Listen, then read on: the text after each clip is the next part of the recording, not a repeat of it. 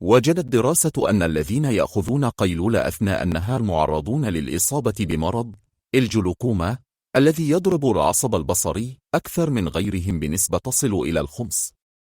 وبحسب الدراسة التي نشرتها صحيفة ديلي ميل البريطانية، فإن الأشخاص الذين يشخرون أكثر عرضة للإصابة بالجلوكوما بنسبة 10%، في حين أن الذين يعانون من الأرق ولديهم نمط نوم طويل أو قصير بالنسبة إلى المعدل الطبيعي كانوا عرضة أكثر بنسبة 13%، مقارنة مع الذين يتبعون نظام نوم صحي.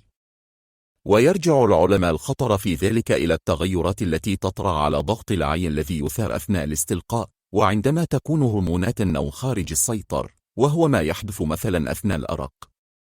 والجلوكوما أو الزرق مشكلة شائعة مع التقدم في السن تؤدي إلى تدمير العصب البصري الذي يربط العينين بالدماغ، وتقود هذه المشكلة إلى فقدان البصر في حال لم تشخص وتعالج مبكرا بما فيه الكفاية.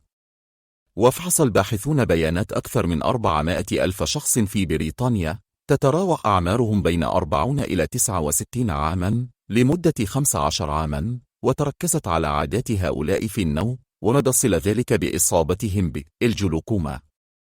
وصنفت الدراسة أولئك الذين ينامون بين 7 إلى 9 ساعات في اليوم على أنهم يحظون بنوم صحي، وما قل أو أكثر من ذلك اعتبروا أنهم لا ينامون نوما جيدا.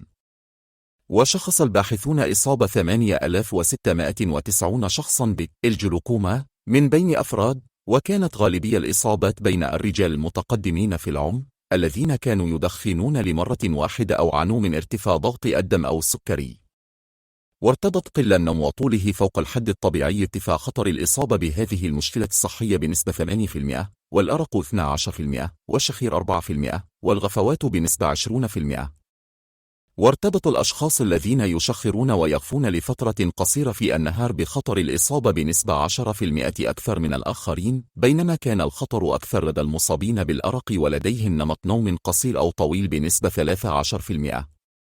وقال الباحثون إن الفئات التي جرى تحديدها بأنها معرضة لخطر الإصابة بهذه المشكلة الصحي أكثر من غيرها تحتاج إلى تعديل نمط النوم، وحثوا من يعاني منها على إجراء فحص للعيون. شكرا لكم على مشاهدة الفيديو. إذا أعجبكم الفيديو يمكنكم الاشتراك بالقناة وتفعيل الجرس.